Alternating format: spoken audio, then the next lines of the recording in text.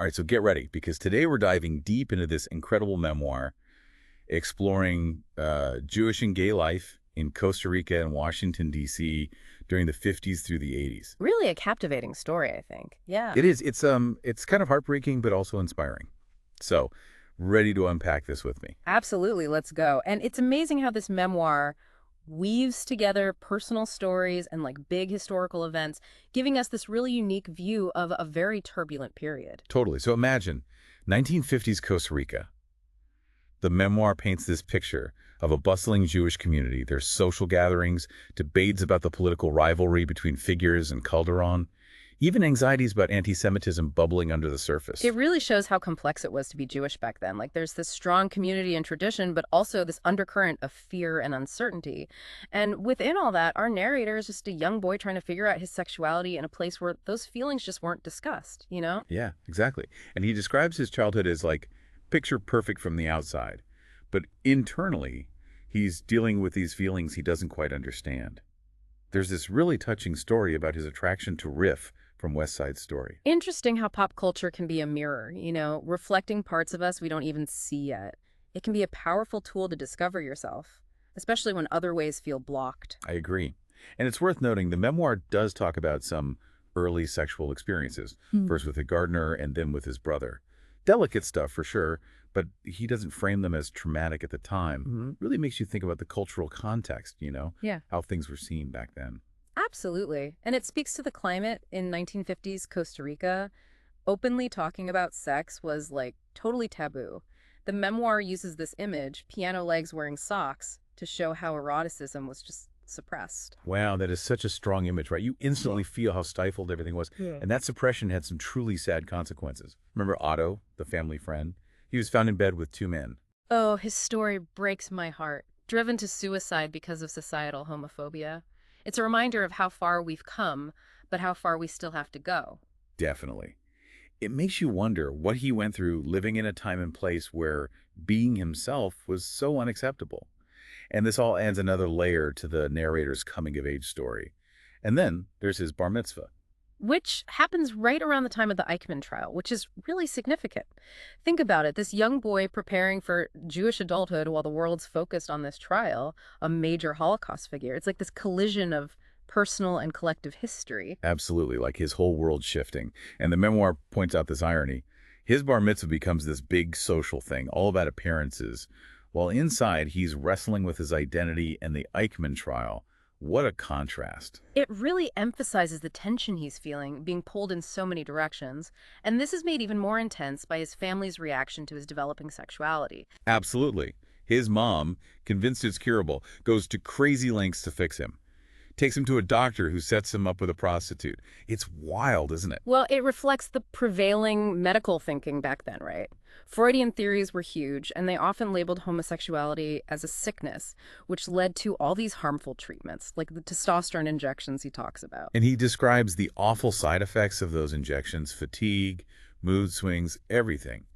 You feel his frustration, feeling completely misunderstood, stuck between who he is and who everyone expects him to be. This feeling of isolation gets worse when he leaves Costa Rica for university in the U.S. Total culture shock. First at LSU, then at the University of Maryland. Yeah, and remember, this is the Deep South in the 60s. He's not just navigating school, but a whole new set of social rules as a Latino, which adds another layer. He even mentions this scary run-in with a racist student at LSU. Really highlights the dangers and prejudice he faced just for existing there.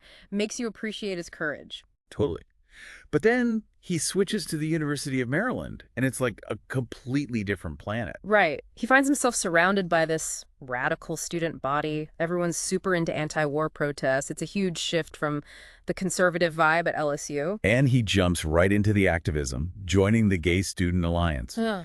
But even there were problems. Can you believe they were targeted by the police? It's insane, right? He describes a raid on one of their gatherings, planned by other students who saw them as distracting from the anti-war movement. Really complicated time for activism. It makes you think about the layers of social change and how progress isn't always straightforward. And then, of course, there's the move to Washington, D.C. Which, surprisingly, felt pretty different from New York City's more open attitude towards gay life. Interesting how these cities experience social changes in such unique ways. It is. And in D.C., He has this transformative experience going to a gay dance, pushed by his psychiatrist, of all people, a major turning point for him. His psychiatrist, Richard, plays this really unexpected role in his exploration. He has a more progressive approach, actually encouraging him to embrace himself. Yeah, there's even this funny moment where he jokes about sleeping with Richard to understand himself better. Shows a slight shift in how some viewed homosexuality. But it's important to remember this was still a time when being gay was heavily stigmatized and often illegal. Exactly. And the memoir connects his experiences to the bigger picture of the gay rights movement. He mentions Magnus Hirschfeld, who was a pioneer in Germany, fighting for gay rights and researching sexuality way back in the early 1900s. Hirschfeld was way ahead of his time. He faced persecution. His work was destroyed by the Nazis. But his legacy is powerful, and his story echoes our narrator's journey. It does. And then there's the Mattachine Society, one of the first gay rights groups in the U.S. They were so crucial in raising awareness and pushing for change, even though they met huge resistance. They laid the groundwork for more in-your-face activism later, like what Frank Kameny did. Kameny was fearless, organizing protests in front of the White House and directly challenging discriminatory laws. A true pioneer. And all this is happening while our narrator is in this secret relationship with Ted, a Southern senator.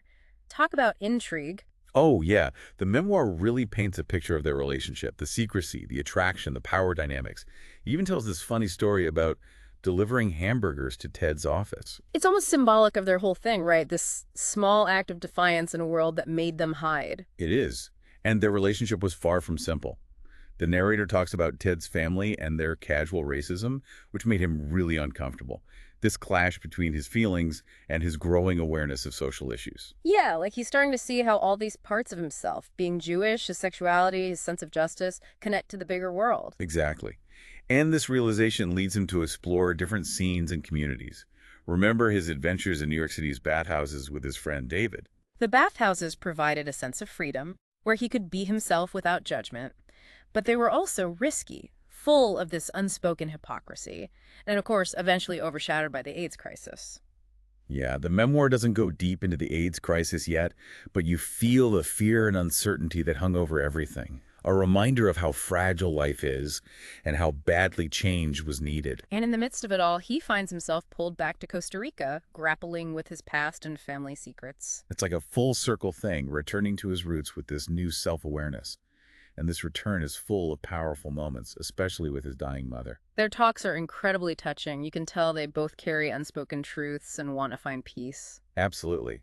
And just as he's untangling these personal threads, he stumbles onto this shocking discovery about his childhood Hebrew teacher, Fable. This is where the memoir takes a wild turn, delving into hidden identities and family secrets. It makes you rethink everything you thought you knew. It's like peeling back layers of an onion, more complexity with each one. And as we'll see, this is just the beginning. But we'll get into that in the next part of our deep dive. Man, that cliffhanger, I gotta know what's up with Fable.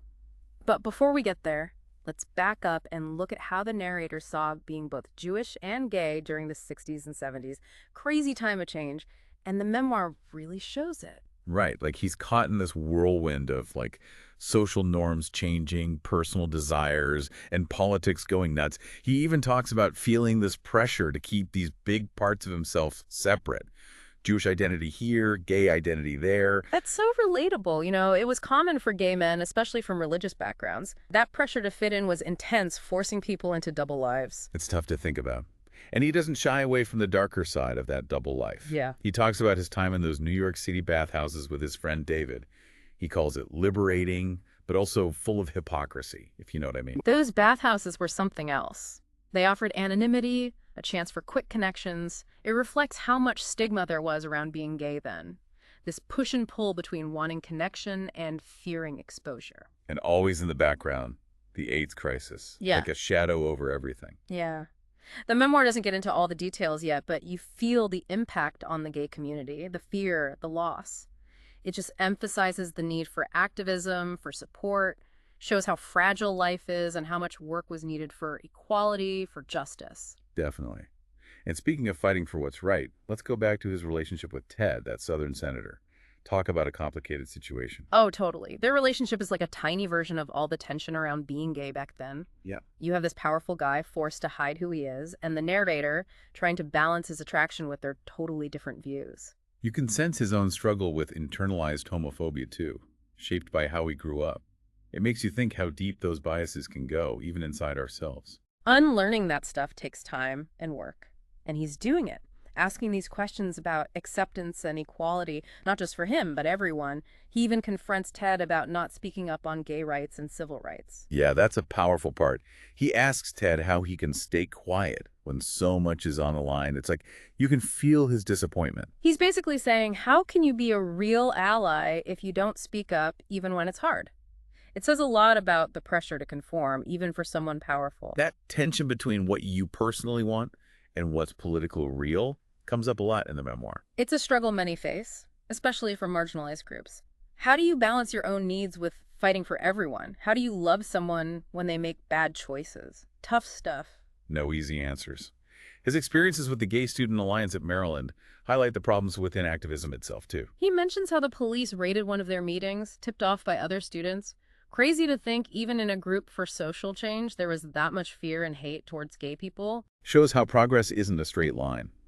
And he touches on how some leftist groups, especially communist ones, saw being gay as a distraction from the real fight for economic justice. So complex, right? Groups pushing for change, but still prejudiced in their own ways. Shows how deep-rooted homophobia was.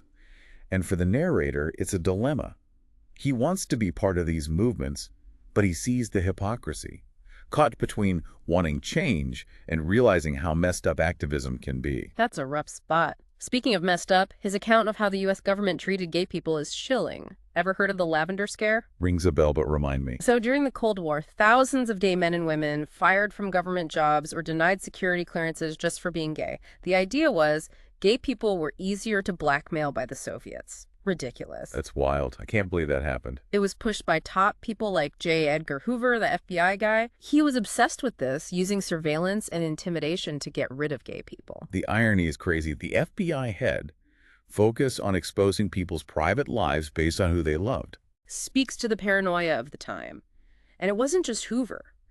Presidents from Truman to Reagan, they distanced themselves from anyone suspected of being gay, letting or even encouraging firings of advisors and staff. This pattern of fear and being two-faced, sacrificing people to save their own careers, he gives examples like Sumner Welles. Sumner Welles, great diplomat, huge human rights advocate. He even helped Jewish refugees escaping the Nazis, and his career was ruined when he was outed. Tragic. It is, and you wonder how many talented people were silenced because of who they loved. It's a loss for everyone. Imagine what they could have done if they were free to be themselves. Makes you think. It does. And it makes the narrator's struggles with identity and belonging even more powerful. He's navigating this minefield of expectations, desires, and politics, trying to find his place in a world that wasn't always kind. And this takes a toll on his relationships, too. He describes his relationship with David ending, his friend who wanted an open relationship. Their different views on relationships show how gay culture was changing. Monogamy was being questioned. A lot of gay men were exploring new ways of being together. It was experimental, but also led to heartbreak. They were trying to figure out healthy relationships in a world that had denied them so much. And he's honest about it. He talks about casual hookups, those fleeting encounters, and how it all affected him emotionally. It shows that even as things were changing, there was still hurt and confusion. He was dealing with his own internalized homophobia, societal pressure, and a lack of examples of what healthy relationships could look like. Sounds exhausting. But there are moments of real connection, too. He still has feelings for Ted, even with all the complications. Their relationship becomes this symbol of compromise, what people went through to stay connected when the world wasn't ready for them. It's kind of bittersweet. And this theme of compromise continues in Costa Rica, too. He goes back with a new understanding of himself, wanting to make a difference. Gets involved with HIV/AIDS prevention, fighting against the homophobia and anti-Semitism in Costa Rican society. Like he's finally finding his voice, doing something, instead of staying silent. Right. He's not on the sidelines anymore. Organizing workshops, pushing for gay rights, challenging the status quo. And in doing so, he faces his family's past, uncovering secrets that were hidden for so long. Things get really interesting here, right? He learns the truth about his grandmother, about who his aunt's father really is. It's like a bomb dropped in the middle of the story. It makes you realize family history is never simple. There are layers, secrets waiting to come out. And those secrets can hurt, but also set you free. In a way, he's kicking back his family story, bringing the truth into the light. Exactly. And he realizes how much the Holocaust, this historical trauma, affected how his family communicates or doesn't communicate about hard things. Makes you think about how families shape us, how their experiences echo through generations. So fascinating, right? How personal stories connect to these huge historical events. But that's something for our final part when we look at what this memoir really means in the bigger picture. Okay, we're back. I'm still thinking about all those family secrets from last time. It's like a whole other story opened up in this memoir, right? It's really powerful how personal stories can shed light on bigger things, like history and society. And in these last chapters, the narrator's dealing with aging, loss, and trying to find meaning in a world that just keeps changing. Like he's taking stock, thinking about his choices and the people in his life. And this takes him back to Costa Rica, back to his roots, to face his past. His reunion with his dying mother is really something. Oh, their conversations, so real, full of regret, but also forgiveness. You can feel how much they haven't said to each other, this need to find peace before it's too late. It's really emotional. And then in the middle of it all, there's that shocker about his Hebrew teacher, Fable. Almost like the memoir turns into a mystery all of a sudden. Right. He discovers that Fable wasn't who he seemed, this hidden connection that stuck with him. It makes you wonder, can we ever truly know someone, even those who are important to us? That's true. And this forces him to face why Fable was so hard on him as a kid, to finally see what was behind it all. It's a moment of truth and understanding, but it also pushes him to look at his own memories, to question what he's believed about his past for so long. It reminds us our memories aren't always objective. They're shaped by our perspective and what we knew back then. And as he's figuring out his past, he finds this old photo of his mother online, which connects him to his mother's childhood friend's daughter. Like finding a missing puzzle piece. Exactly. And this leads to uncovering a huge family secret about his grandmother and his aunt's real father. It's wild, right? But it also ties into those themes of secrets and silence that have been in his family forever. And he starts to see how the Holocaust, this trauma from the past, changed how his family talks, or doesn't talk, about tough stuff. It's deep. You think about how much our families shape us, how their experiences pass down through generations without us even realizing it. And it makes you see how important it is to break those cycles of silence, to be open and honest, even when it hurts. Not easy, but it's how we heal, both personally and as a society. I totally agree. And as the memoir ends, the narrator's thinking about everything he's learned. He talks about embracing who he is, challenging what society says, and finding meaning in a world that can feel chaotic and unfair. It's a message of hope and strength. After all the discrimination, the heartbreak, he comes out stronger, knowing himself better and wanting to make things better for others. His story reminds us we can choose how we react to tough times. We can write our own story, find connection in unexpected places. Even when things are rough, there's always hope, always a chance to change and grow. Well, this deep dive has been quite a journey. We've laughed, we've been shocked, maybe even shed a tear or two. But more than that, we've gotten a look into this fascinating part of history through this man's amazing story. It shows us history isn't just dates and events. It's about real people living through complex times. And sometimes those stories tell us way more than any history book can. This memoir did that, showing how personal struggles and triumphs are connected to those big historical moments in ways we might not expect. It also makes us think, what stories are hidden in our own families and communities? What can we learn from the past to make a better future, a fairer one? Something to think about. Those are good questions. And the answers might surprise us, challenge us, even push us to do something about it. Couldn't have said it better myself. That wraps up our deep dive for today. Thanks for joining us on this incredible journey. We had a great time, and we hope you did too.